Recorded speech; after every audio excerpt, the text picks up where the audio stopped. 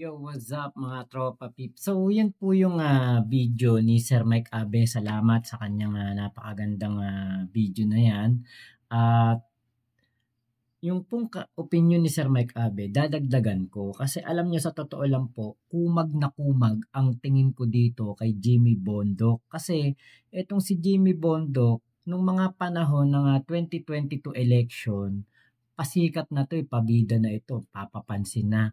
Yung pala, katulad siya ni Ipe Salvador na nautusan lang mag-deliver ng suka, naisipan ng kumandidato bilang senador. Ito yung sinasabi nga po natin na dapat, 'di ba, kapag kakandidato sana sa mga matataas na posisyon ng ating bansa, dapat 'di ba sa pag-apply pa lang ng COC nasasala na. Kasi nasasayang lang po ang kumbaga nasasayang lang yung pwesto sa balota. Yung tinta ng balota, nasasayang lang dito sa mga katulad nitong si Ipe Salvador at nitong si Jimmy Bondoc na tukmol na tukmol kapag nagsasalita. Si Philip Salvador sabi niya, wala pong magnanakaw na Duterte. Putang ina, paano naging nangyari na walang magnanakaw na Duterte? Kung walang magnanakaw na Duterte, kayang-kaya nilang ipakita ang kanilang mga bank accounts at wala sanang bank secrecy law. Diba? Doon pa lang meron na, kaduda-duda na. Meron ng kinukulimbat. At huwag tayong maglukuhan, diba? Public knowledge naman yan, diba? Wala lang nakasuhan dahil malinis silang magtrabaho. Dahil sila'y nasa pwesto, kayang-kaya nilang mag-magic. Ngayon, dito naman, kay Jimmy Bondoc. Diba? Kaya pala dikit ng dikit kay Digong. Kaya pala tong si Ipe at si Jimmy Bondoc, sunod ng sunod kay Digong. Talagang kulang na lang, himudin ang tumbong ni Digong para pagdating ng araw, yun pala, kakandidato sila at susuportahan sila ni Digong. Di ngayon, nagbunga na yung kanilang mga pagsisipsep. Bakit? Nakita nila kay Robin Padilla. Baka nga naman maulit ang Robin Padilla sa Senado. Baka nga naman mangyari na sila'y mga maging number 1. Pero, di ba, nakita na ng mga Pilipino na etong si Robin Padilla ay tukmol na tukmol lang din sa Senado at walang kwentang senador to. Wala tong kwenta. Yun ang tanggapin natin. Yung nag-number 1 na senador noong 2022, bukod sa meron ng coach kapag nakikipagdebate sa mga senador na kasama niya, meron pa tong kodigo. Wala talaga tong sariling utak. Hindi talaga ito papasa bilang senador. Kahiya-hiya ang Senado. Sinira ng isang Robin Padilla ang Senado. Dati pag binanggit mo, senador, parang napakatikas, kagalang-galang, respetado. Blas Ople. Pag binanggit mo, senador, Blas Ople. Pag binanggit mo, senador, Chopisto Ginggona. Diba? Edgardo Angara. Miriam Defensor Santiago. Diba? Mga kagalang-galang, respetado. Ngayon, pag binanggit mo, senador, Robin Padilla. Pag binanggit mo, Bongo. Diba? Bato de la Rosa. Diba? Mga walang kwentang senador at talagang kaya lang sila nagsenador para protektahan si Digong. Yun po ang katotohanan niyan. Dadagdagan pa ba natin ng Jimmy Bondoc at ng isang Ipe Salvador na mga magiging tuta? Dagdag mo pa dyan si Willie Rebillame. Tas eto pang si Vic Rodriguez.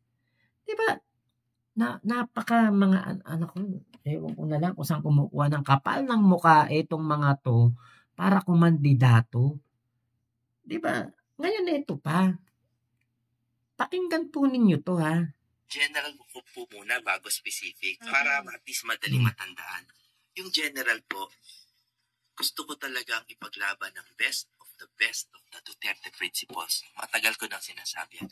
Bakit po? Kasi kahit tayo po ay nagtutulig saan tungkol sa mga ginawa ni Pangulong Duterte, hindi tayo nagtatalo dun sa best of the best. Anti-criminality, anti-corruption, anti-drugs. And we have to institutionalize this. Kasi nung panahon ni Pangulong Duterte, bakal na kamao ang nagpatakbo nito, ang nagpairal. Bakit hindi natin gawing bakal na batas? No? So, yung specifics of that, we can discuss that later on kung paano i-institutionalize, halimbawa ang anti-corruption. No? Right now, executive order ang Presidential Anti-Crime Commission, for example. Corruption. Bakit hindi gawing Republic Act para hindi siya natitinag sa pagbabago-bago ng mga nakaupo? So, that's what you call institutionalization, right? Anti-criminality, anti-drugs, we'll talk about that later. Pero yan po ang aking legislative agenda.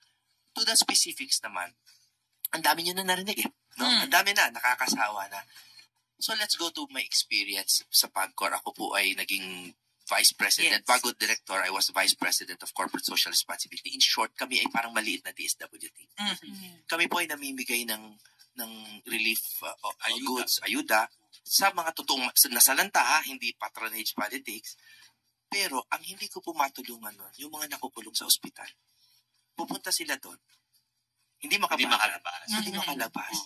And I've always thought, hindi pa ako abogado nun, hindi ba illegal detention yun?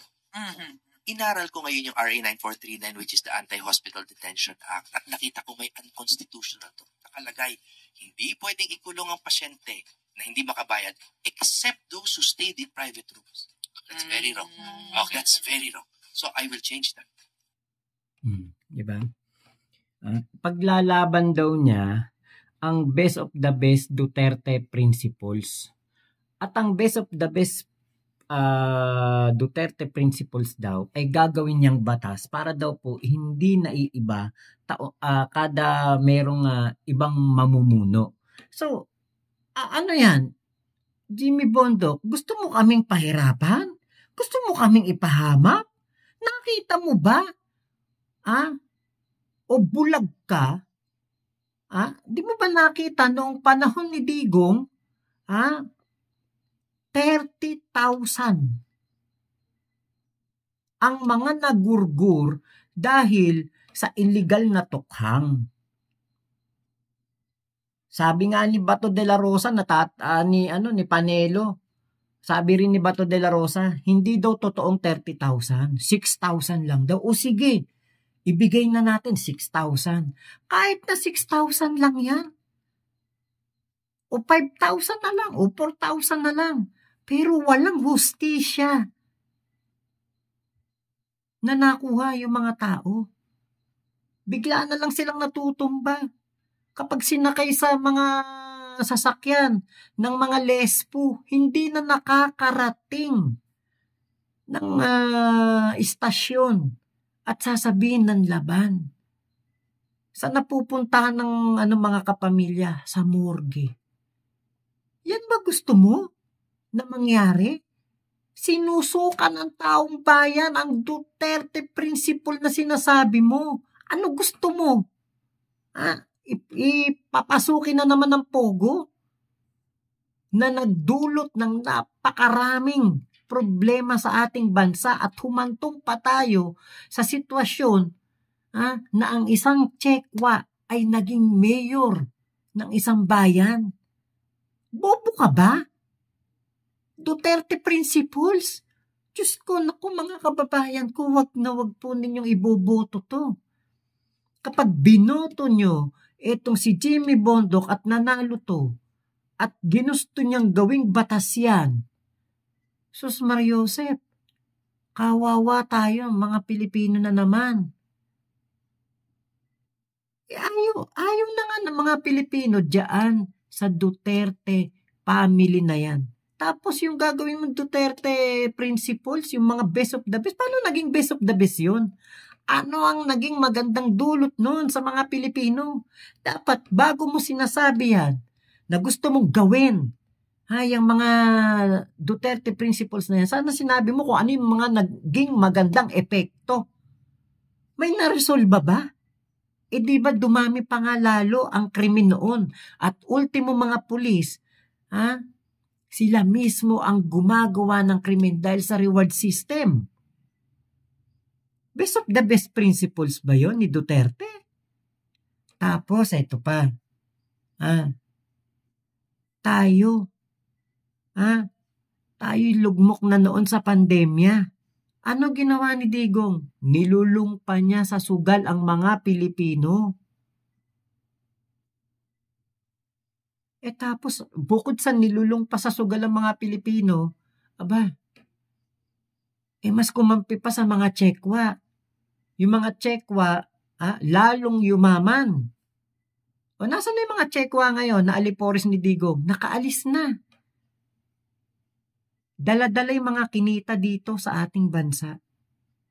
Yung isa nga nakabili ng mansion sa Dubai. Napakagandang mansion. Milyon-milyong dolyares ang halaga. Kumita ng napakalaki pa. Binay and sell lang. Saan galing yung pera? Sa atin. Diba? Iwasan nyo po na iboto ang mga katulad ni Jimmy Bondoc na tuta ni Digong. Si Marcoleta, si Philip Salvador, si Bato, si Bongo, Willie Rebillame. Kasi sinasama ko si Willie Rebillame dahil nakita ko yan sumasama yan sa hakbang ng mautog ni Digong. Hindi lang sumama sa picket ngayon ni Digong at nag-independent siya. Tapos, si Digong daw ang dahilan kaya siya kumakandidato. Si Digong ang nag-push sa kanya para kumandidatong senador. Kaya, iwasan nyo rin niya si Willie Rebillame. O tapos, ito pa.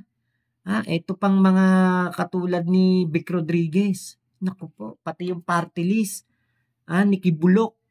Si Kibulok, wag nyo ding iboto. Yung party list ni Kibulok na ang mga representative, si Eric Celis at etong si Lorraine Badoy. Naku, narinig ko sabi nasa bansa na daw tayo na pinamumunuan na daw ng mga komunista. Fake news na naman ang pinapakawalan. Tapos kapag sinita, nasita o napansin, napuna, sasabihin, kinakawawa sila, ginigipit sila. Ginigipit ang kanilang freedom of expression. Naku po. Delikado tayo dyan. Mapapahamak ang mga Pilipino. Lalo na dito kay Jimmy Bondoc na tukmol, kaya binanata ni Vice Ganda. Nakikita na natin mapapahamak tayo na naman mga Pilipino. Nakakatakot na naman lumabas ng gabi. Bakit? Baka mamaya matukhang ka kahit na hindi ka naman gumagamit. Madadamay na naman yung mga kamag-anak. Yung mga mahal natin sa buhay, magugulat na lang tayo. Honor student, valedictorian, ulirang ama, ulirang ina, bigla na lang makikita. Nagurgur. Dahil sinasabi na gumagamit o nagbebenta ng illegal na pulburon. Pero kapag inimbestigahan, wala sa listahan ng PIDEA. Ginamit lang para makakota yung mga lespo. Naku po. Wag na. Tandaan niyo po, wag na kayong magpapauto sa mga Duterte.